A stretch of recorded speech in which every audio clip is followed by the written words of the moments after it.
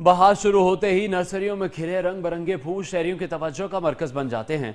सवात के इलाके मट्टा में कायम नर्सरियों में क्या सूरत हाल है, ये बताएंगे नुमाइंदा न्यूज़ बहार अली। बिल्कुल, इस वक्त मैं ख्वाजा खेला सदाबहार नर्सरी में मौजूद हूँ। यहाँ पर हमारे साथ यहाँ पर जो नर्सरी के मालिक है वो मौजूद है। उनसे पूछते हैं कि यहाँ पर कितने लोग आते हैं और ये बहार का मौसम है तो कितनी फूल यहाँ से ख़रीद कर ले जाते हैं। जी, यहाँ पर तो बहुत सारे लोग आते हैं और लाखों के हिसाब से भी ले जाते हैं, हज़ारों के हिसाब से।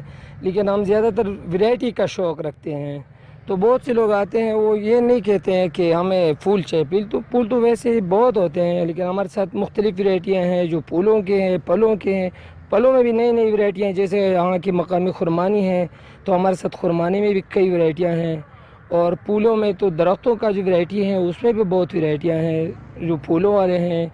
और जो गुलाब हैं उसमें हमारे साथ तकरीबन बहुत हज़ारों के हिसाब से उनमें तो वैरायटियाँ हैं, पर हमारे साथ जो है ना कलर वाइज बाई नेम तकरीबन कोई 70-85 कलर तक है जो उस बाई नेम और कलर वाइज हैं।